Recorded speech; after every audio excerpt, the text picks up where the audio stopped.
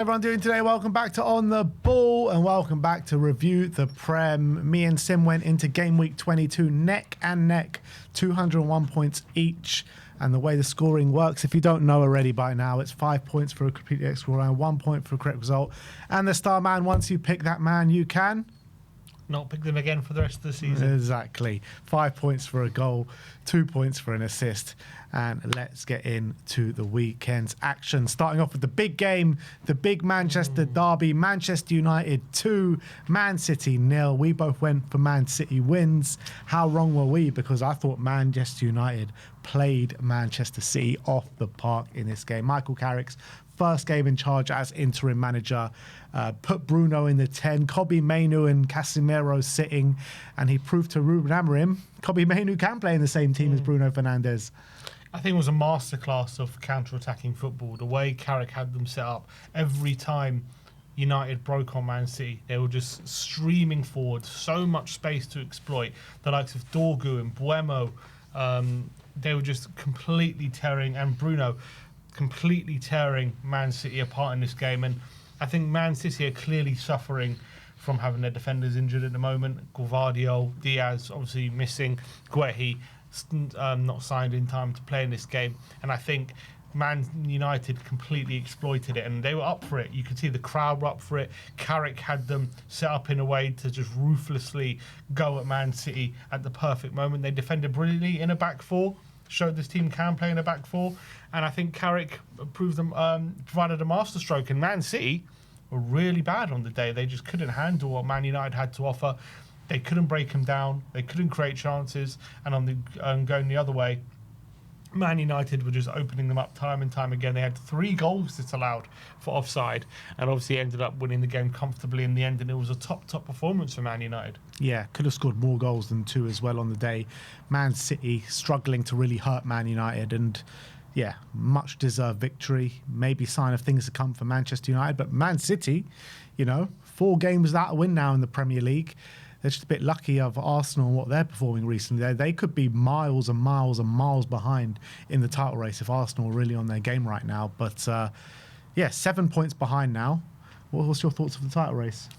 Not looking good for City, but I think Guehi will help. I think it's no coincidence for me that City's form has started to falter as soon as Gvardiol and Diaz have gone down. And I think they don't look anywhere near as secure as they had. They had won 8 games in a row. Yeah, and I think they got the right formula at the back, and it gave them a really good platform to build off. And it was leading them to really penning teams in, and Cherki and Foden were purring, and Haaland as well. Since those injuries have come into effect, they've really struggled to have the same kind of domination in games. And it's really led to what's been going on, which is these performances. I think Guehi will help. Luckily for them, 7 points is not insurmountable, but it's still a pretty significant lead. But it's still a long way to go. But yeah, it's not looking good for them. And Arsenal, just as much as Arsenal haven't fully capitalised, they still opened up a gap even further than it was a few weeks ago. So Man City need to get their act together very, very quickly. Obviously, Semenyo is through the door, and he's had a couple of games, but it didn't look great in this game. It's not over, but at the moment, the gap looks like it's going to get bigger before it gets smaller. The biggest talking point, I would say, in this game is in the opening minutes, Dalot with that challenge, studs high on the knee. And I'm looking at that. I think he was only given a booking. But I'm thinking, how is that not a red card? That is like a red card every month, every day of the week. You know what I mean? Not a good challenge. Dangerous challenge. I think he completely got away with it. We've seen other challenges. We've seen not as dangerous challenges being brandished a red card from VAR this season, and the fact that VAR looked at that and thought no punishment, I thought was a bit ridiculous. And Man United got away with that, but obviously from City's point of view, as much as they can complain about that, at the end of the day they weren't good enough. But I think they just need their defenders back. That's the reality. But like that decision is such a key decision in the game because it's so early on. It's 0-0 at that moment in time. And if he gets sent off, which he should have done, it's a completely different game, isn't it? Yeah, probably. Excuse me. Anyway, but Man U win. They're closing the gap on the top 4. It's looking decent for them. Man City need to pick themselves up, and if they really want to make a fist of this title race, they need to step it up massively.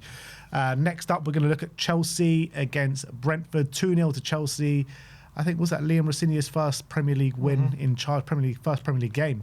And look, I went for 2-0, big fat 5-pointer for me. Sim went for 2-1. Yeah, and it very well could have been. Brentford had their chances, didn't they? But Chelsea just about got over the line. Yeah, Sharda missing a one-on-one. Jensen into hitting the post as well. So they definitely had their moments, Brentford. But Chelsea, in the end of the day, they just got over the line. They were just about good enough to win. João Pedro with a fine finish in the first half, high into the net. And a penalty late on for Cole Palmer to kind of seal the victory. It wasn't exactly a spectacular win or spectacular performance from Chelsea, but good enough to just get over the line. And if that's your kind of baseline performance on a bad day, then it might be a good sign of things to come. But it wasn't exactly a resounding first game, but it'll be fine. They won the game and they deserve to. Yeah, look, manager's first game mid-season. I know he's taken the cup game and everything like that, but he didn't have his full team to play in that game. But Caicedo back in the side, Palmer back in the side, Reece James as well. Like, I think it's okay as a starting block, isn't it? Yeah, it's fine. It's fine. It's a good win. As Brentford, obviously, they have a really poor away form. But it's mad. Brentford's still only 3 points behind the top four at the moment. It was imperative they won Chelsea in this game because Brentford were above them. Yeah, and it's very tight at the top there. I think every point matters at the moment when it comes to that European race. But yeah, good win for Chelsea, and I'm sure will give Rosidia some confidence. How mad is it though? Like, for all the talk about Chelsea and Manchester United, like Chelsea were in a title race like a couple of months ago, like a month ago even. Manchester United, they've just been clowned upon all season, and Man United are sitting higher than Chelsea in the league. Yeah, I think both teams have been inconsistent. Obviously, it's so tight, this league table. A couple of wins, you're right up there, and then a couple of losses, you're in the bottom half. Let's move on to Leeds against Fulham. Sim went for 2-1, I went for 3-2, both in the favour of Leeds. It only finished 1-0, but let's be honest, it could have been more than one on the day. Leeds had a multiple amount of chances, managed to get one by the end of it and scored one and won 1-0, but it should have been more, shouldn't it? Yeah, I think Leeds deserves victory, and the Leeds train just keeps on rolling. I mean, even in defeat against Newcastle, they came away of that game with some credit, and they played really well again, and they're just full of confidence and full of belief. You can just see that belief flowing through them. Farke has really got to take advantage of this good feeling and momentum they've got, because at the moment you can really see, especially home games at Ellen Road, there's real belief in the stadium and in that team that they are going to stay up, and they're putting in good performances. They're picking up regular points now. They've really turned it around, and it's very, very impressive, and fair play to them. And I'm very happy for them because they're a good club. I like seeing Leeds in the Premier League, and I hope that continues. Yeah, it looks like it will. They're not slowing down. In fact, they should be winning games by bigger margins with what they're showing on the football pitch. So massive credit to Farke and how he's managing this Leeds team, and that train keeps rolling. Liverpool won, Burnley won. So Burnley go to Anfield and take a point. You went for 1-0, I went for 2-1. And you know what? Right in the middle, yeah. It should have been a Liverpool win, though. Like, with the chances that they had, the chances that they squandered, they go 1-0 up with Florian Wirtz, and Marcus Edwards levels it up just after half-time, and you're thinking, yeah, it's just a matter of time before Liverpool go on and get the winner. And I was looking at being like, my 2-1s could be in the bag here, but they just couldn't get the ball over the line. Yeah, it was an odd one because there were boos at the end of the game. Obviously, it's a horrible result, drawing 1-1 at home to Burnley. It's obviously unacceptable. A lot of Liverpool fans are calling for Slot's head at the moment. Seems like FSG are holding firm and they're backing him. But this game, I mean, if you watch the highlights, you watch how the game went, how Liverpool didn't win this game, I think is an absolute mystery. And I know there'll be frustration, but I think if Liverpool fans are being objective and not just feeling on emotion, they should have won this game. They did more than enough to win this game. I think Burnley had 3 shots cleared off the line. They hit the post as well. Liverpool. Wirtz is starting to cook, though, which is a good thing for Liverpool. I think is now 4 goals in his last 6 games. Brilliant finish as well. I feel like he's starting to do things a little bit quicker in the box now. He's starting to acclimatise to the pace of the Premier League, and he's starting to really impress. And it was a brilliant goal inside the area. It was a weird one. Liverpool was so dominant. They had so many chances, but they only found themselves 1-0 up. And then it's like for a 5-minute period, they just had a bit of a wobble. And all of a sudden, Brentford... Burnley, bloody hell, Brighton, Bradford. Burnley kind of just smelt a bit of blood, and they created one chance, missed it, and then Marcus Edwards scored a fine goal across the keeper. Should Alisson have done better?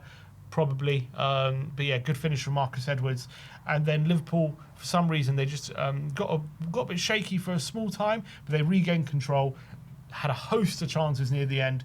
Gakpo, I think, having the best of them, and they just couldn't get it over the line. And look, it's a result that sees them in the top 4, but there's some odd stats coming out of this game, because Liverpool are now unbeaten in 10 games, but they also have now only won 5 of their last 18.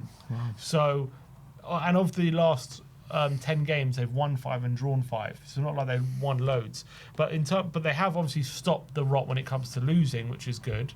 And it seems as though they're a bit more stabilised. But obviously, results like this is not going to help the cause for Arne Slot. Yeah, I mean, I feel like the Liverpool fans have made up their mind on Arne Slot. The majority I see just want him out right now, and I don't know if that's the best way to go. I mean, obviously, Xabi Alonso is on the market now. So I think the plan is probably just to ride it out with Slot till the end of the season and go for Xabi Alonso in the summer.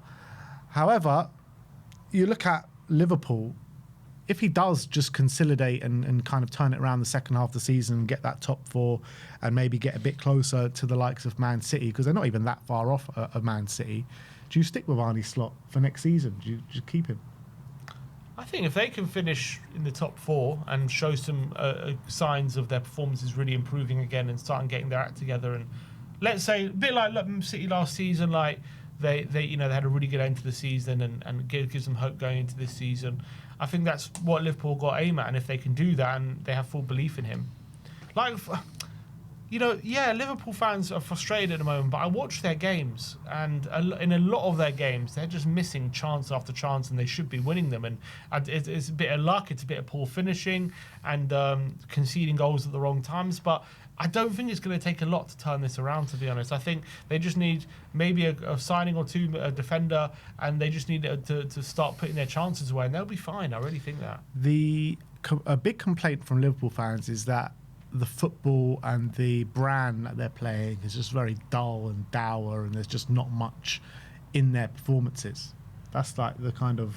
I think some games that's true. I don't think it's true for this game, but I think some games that's true. Like, I remember watching against Sunderland, it was a really poor game and they struggled in that one. But I think in most games, they're having lots of chances and they should be winning. Yeah, that to be fair, in this recent run, obviously, early in the season, they tried to play like they did last season. It just wasn't working. They were conceding way too many goals. It was so open. So they've changed things. They've stabilised it. And it has led to, having to go to Arsenal away and shutting up shop and getting a 0-0 draw. And hasn't been as exciting.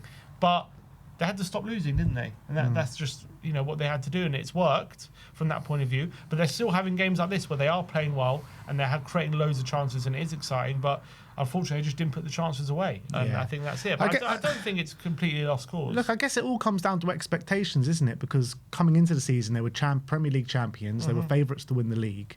And you're thinking, it's going to be another big title charge for Liverpool this season. And now they're in the midst of a top 4 race. So on that aspect... it's funny. If Liverpool had this season last season, he'd probably be safe. You know what I mean? But because they won the league and now there's expectation, all of a sudden his job is up for question. I think they'll let it go. I don't think they're attacking him mid-season. I think he's safe definitely to the end of the season. But whether they make a change at the end of the season with Alonso breathing down their necks, I think is another question. Yeah, I do think it will be Alonso next season, and I think that'll be an unbelievable appointment for them. But they are banging it for the top 4 race. They're top 4 right now. Well, they're in the cups, right? They're not in the Carabao. They're in the FA Cup and the Champions League. Who knows? Maybe they could do something special in some. I wouldn't bet against it. Top 4 in an FA Cup, do you get sacked? Top 4 in FA Cup, I still think they go with Xabi Alonso. Yeah. Champions League. He's got to save his job if he wins the Champions League. Surely. All right, Sunderland 2, Crystal Palace 1. Sim went for 0-0. I went for 1-1. It looked like I was on it for the 5-pointer up until Brian Brobby scored with 20 minutes to go. I think there were chances at either end in this game, but I think Sunderland were the better team and just about did enough to win the game. Yeah, brilliant goal from Brian Brobby to win it as well. But I think the story here is obviously Oli Glasner blowing up the press conference, saying he feels abandoned by the hierarchy, letting Mark Guehi go on the eve of the game. He didn't seem happy at all. Obviously, before the game, he's already confirmed he's definitely leaving at the end of the season, looking for a new challenge. A lot of suggestions that is he looking to get fired? Is he Is he had enough of what's going on at Crystal Palace? There was some suggestion as well that they were thinking about firing him after the game, but it seems as though they've decided they're going to give him till the end of the season. But yeah, Ollie Glasner taking no prisoners in that press conference after the game. And I do feel for him, as much as he is, 10 without a win, and obviously they're not doing well at the moment, so that frustration is there, and maybe he could be doing more. But I feel for him. They've lost so many players since he's come in, and he's continually having to react to that. He's having to get more out of a very, very small squad with European football added to the fixture list as well. These guys are knackered, they're tired, it's affecting their performances, it's all catching up with them. And at this moment, I think I wouldn't be surprised very soon if they start resting players for the Conference League, because I think that's the only kind of joy they're going to get this season.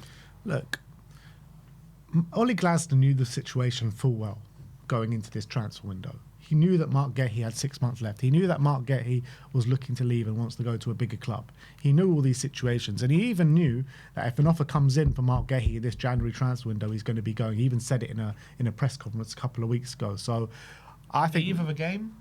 What does it make too much of a difference? There's games Why coming. not sell him after the game? Yeah, that's fine, but there's games coming every other day. Like, maybe his heart's not even in it anymore. Like going into the January transfer window, and his head has turned. He's playing well, I thought. You can only do accept the offers that get put in front of your table, and that's when Man City made the offer and entered negotiations. So if an offer comes in from Manchester City, maybe at that point Mark Gehi's head is gone. You know what I mean? Guehi is a consummate professional. He had a deal agreed with Liverpool in the summer. It fell through, and he still had a brilliant season. But at that point, the deal has fallen through, so there's no option to revive that deal. Correct. At this point, a bid comes in from Manchester City on the eve of the game, so his head's turned elsewhere at that moment in time. Doesn't matter. I think Guehi... It does. Of course it matters. Doesn't. I think Guehi is a type of player who would have been fine. He would have put his best, and he would have been fine. I think he's been fine all season. He's been good. I think we know that his... future lies elsewhere. He knows it. He's not an idiot, but I think he... So why didn't he just say, give me this last game for Palace then, and then I'll go to Man City? Palace agreed the deal, and that was it. It was done. It takes two to tango, surely. What, he's going to refuse to sign? Of course. Not refuse to sign, say I'll sign tomorrow. It's not up to him. Of course it is. No, it's not. Why not? Palace agree the deal, and that's it. He's out the squad. Palace agree a deal, but Mark Gehi can just be like, you know what, I'll wait till tomorrow to sign the deal, give my last game to Palace. It's not up to Guehi, it's up to the two clubs when they agree the deal. It's up to the clubs, it's not up to Guehi. It's up to everyone. Obviously, he signs the contract, but if the deal's agreed, if look, put it this way, if the club are happy for him to sign the deal and not play the game, then he's fine with that. But the club could have dug their heels in and said, look, let's wait one more game, and then he can have that game. Has he even officially signed? No, he hasn't. Well, so what are we talking about then? So he should have played then. Well, then who's on that then? That he's taken out the squad. Well, Glasner blames it on Palace. But why is it? He's not even signed yet. No. So what we're talking about here? The deal's agreed. We got the here we go that day. Yeah. But no agreement has been made. Sure, maybe Guehi's head wasn't right to play that day. Maybe. But I feel for Glasner. I feel for him. Of course you feel for him, because it's happened to him time and time again. You know, all his best players have left since joining. But he knew the situation full well coming into the job, and he knew the situation full well coming into this January transfer window. So doesn't make any less frustrating. Yeah, that's fine. But blowing up in a press conference after everything that has gone on, like, what does it make a difference? Like, why is he blowing up at this moment? Why aren't they reinvesting the money? They should be reinvesting the money. Well, that's probably why he says he feels abandoned. And they brought in Brendan Johnson. They brought they've brought in players. Well, they need a centre back. Yeah, they're not proactive enough with the stuff. They know these players are going, yet they're not proactive with replacing them anywhere near enough. Yeah, and that's where he feels frustration, and he's had to basically continue going. And lost Elise, he's lost Eze, and even with that, he keeps getting success. He won the FA Cup, and keeps showing good form. And he's trying his best, and with every moment, there's a setback after setback, which is out of his control. And he's trying his best to kick this club on. And I'm not surprised he's turned around and said, "Look, I'm staying because this is, I just can't carry on with this." He said he informed the club that he's not staying a while ago. So why at this point, right now, when he's informed the club he's not even staying past this season, is he blowing up in a press conference? What's the need for it?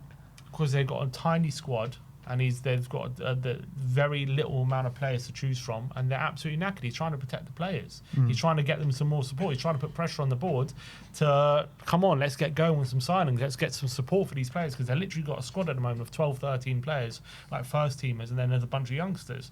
And that's why you're seeing the results completely tank. Yeah, no, I agree with that. But like, he's not even staying for the long term anyway. So Doesn't mean he doesn't care. So just get on with the job, you know what I mean? He's trying to, but the results are tanking, and he's trying to give the reasons why. Yeah. Yeah, look, it's not a great hand he's been given at Crystal Palace. That's the honest truth, and he's done an unbelievable job there. And the next club he goes to will be a lucky club to get him. But do you think he's trying to get the sack?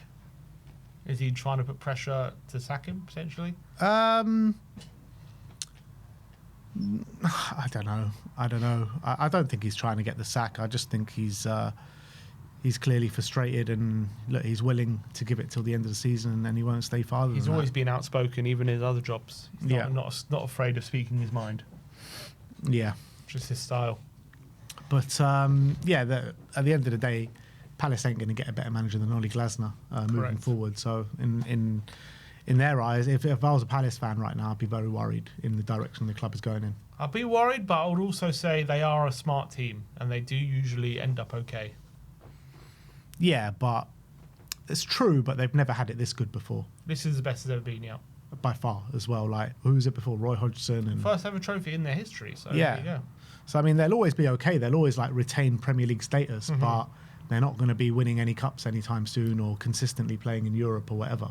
So Yeah, they need, well, unless they win that Conference League, they need to win that. yeah. Which at the moment, I don't know. With the players they've sold and everything, I we'll know. see. Yeah, it's a precarious situation that.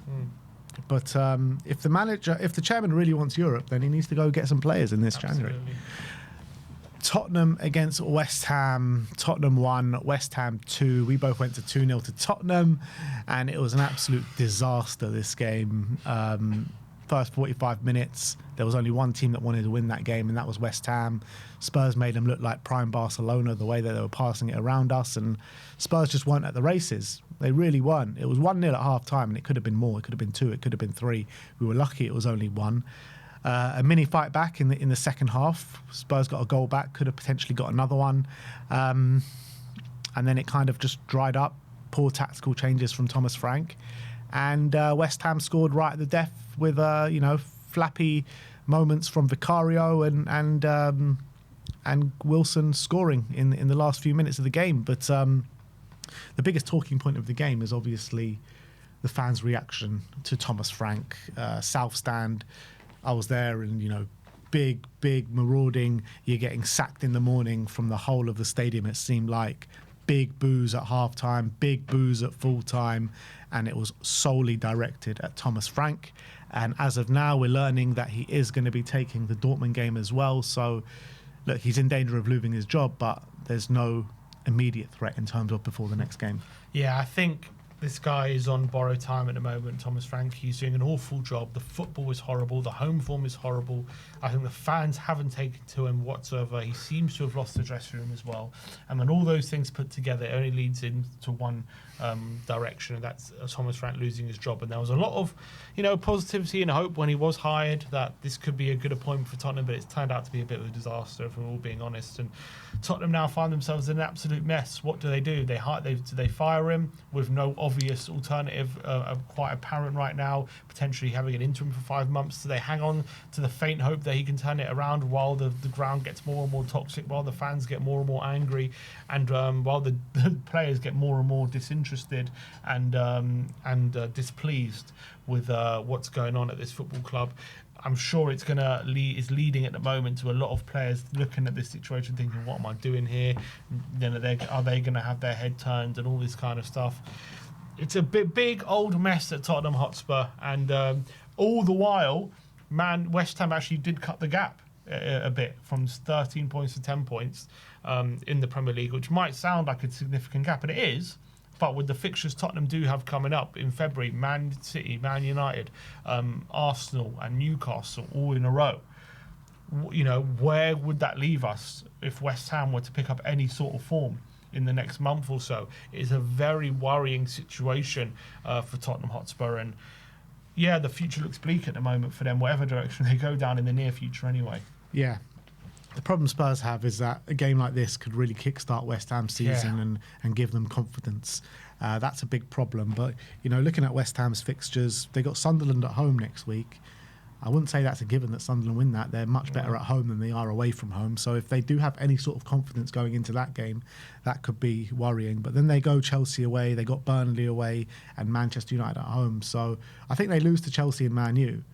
But there is a possibility they take points in the Sunderland and Burnley games. So Spurs have got Burnley next, and it's imperative they pick up 3 points in that game. And I do think if Spurs pick up 3 points in the Burnley game, which I'm not convinced of, that they should be okay in terms of trying to manoeuvre through this run of difficult fixtures. But we have to go and do that. Yeah, and at the moment they just don't look like winning any game the way they're playing, and that's the big concern. I think the board are just not making the decision. I think they've got to do what's right, and that is getting rid of the manager. It's not the right fit. I think that has become clear.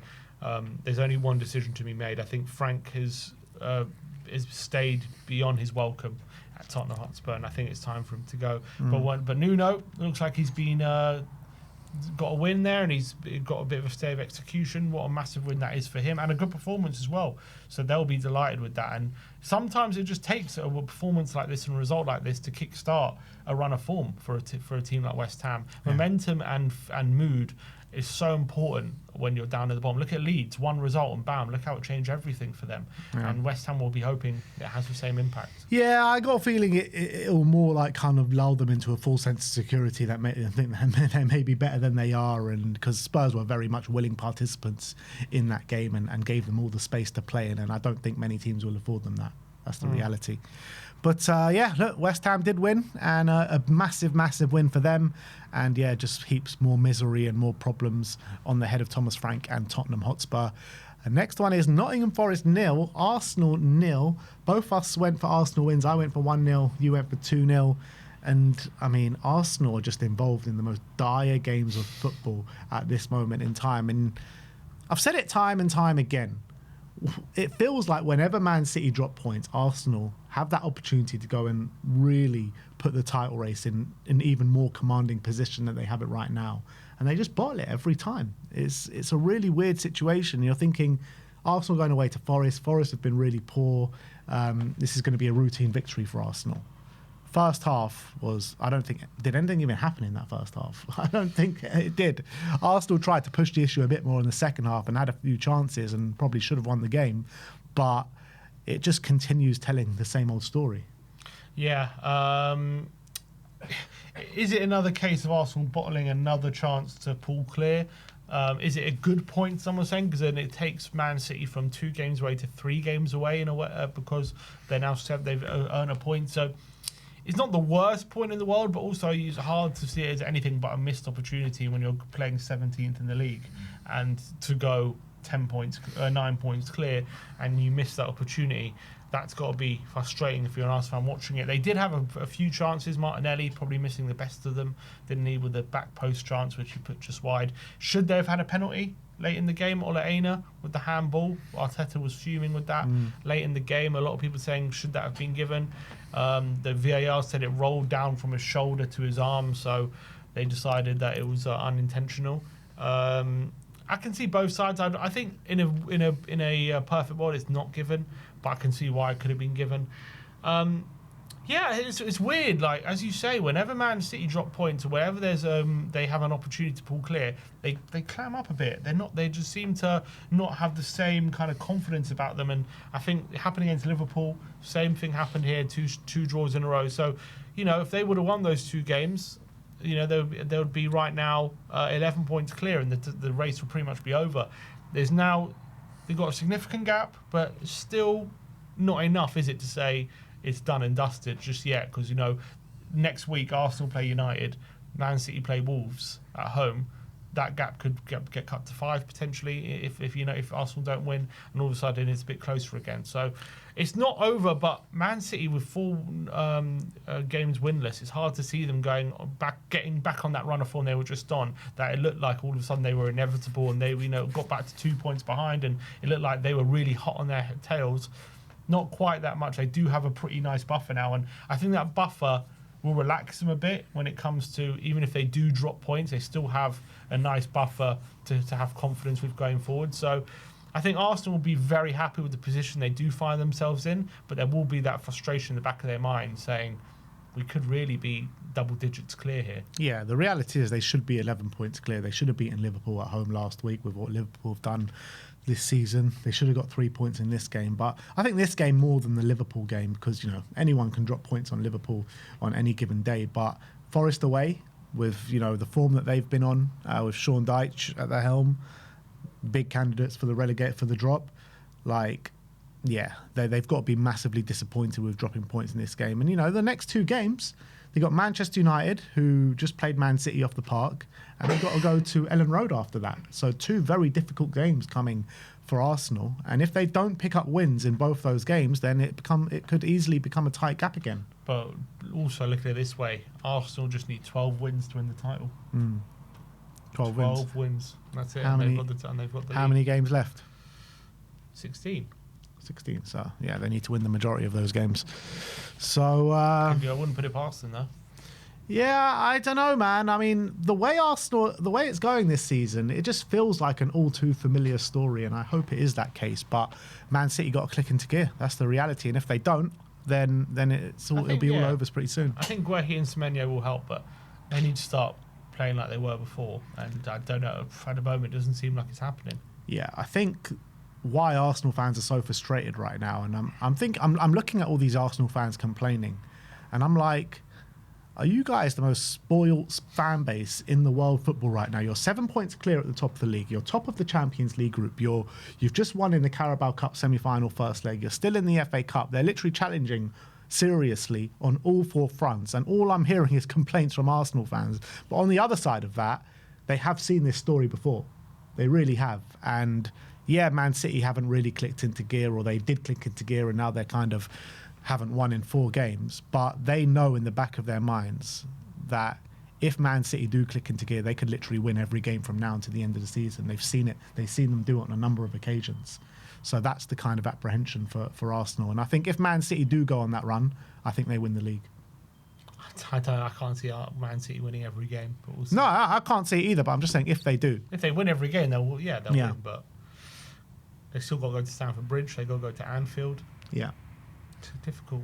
I know, it's very difficult, but like I said, we've seen Man City do it before, but I guess it is a different Man City side. Wolves, Newcastle, 0-0. Wolves keep picking up points. It's not going to be enough, but they do keep picking up points. We both went for Newcastle wins, and this has got to be a massive frustration for Eddie Howe and Newcastle want to get 3 points in this one. Yeah, I think Wolves actually played quite well. I think a draw was a pretty fair result in this one. And yeah, Wolves now 5 unbeaten in all competitions. So fair play to Rob Edwards. It looked for all the world to see that they were going to go down with the lowest points total of all time. They're now 3 points away from from not becoming the lowest points total ever. So that's good. But in terms of staying up, 14 points away from Forest. So they've gained 2 points in the last 4 games, as much as they're 4 unbeaten. So unfortunately, that ship is, as much as they've improved, that ship's probably sailed. But at least they can maybe end the season with a bit of credit. And good performance, and Newcastle did struggle in this game, and Newcastle struggles away from home just continue this season, haven't they? Yeah, they really have. Yeah, look, I thought Newcastle had somewhat turned it around this season, but this season is a step backwards. But look, they're 3 points outside the top 4, so still all to play for. Villa against Everton, finished 1-0 to Everton. Big 3 points for Everton here against what could have been title challenging Villa if they won this game. They could have pulled 3 points clear of Manchester City.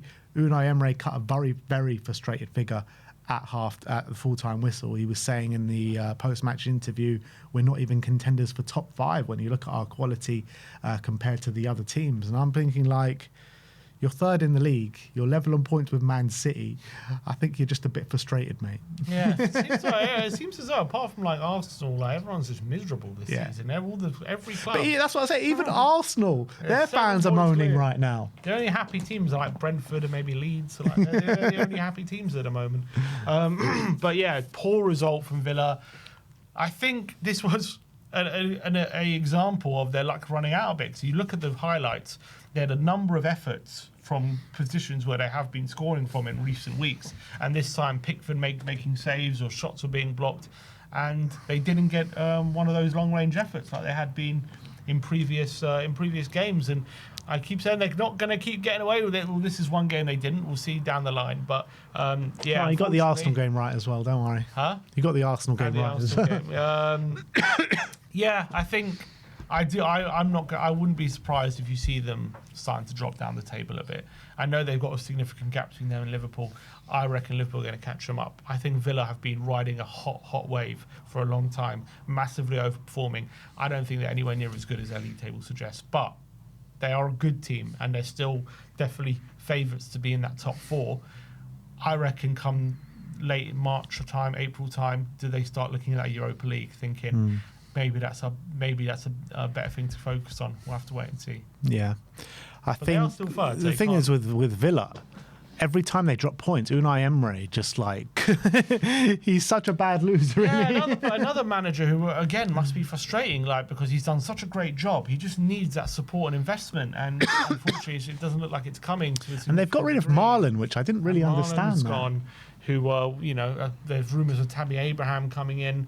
They definitely need. Look, if they had investment, they could have been title challengers. But unfortunately, they just don't. Because of the way the club is at the moment, they just don't have the money. I don't think. Yeah, they've got to be too careful. Yeah, it feels like that. I think he's saying when he says they're not a top 5 team.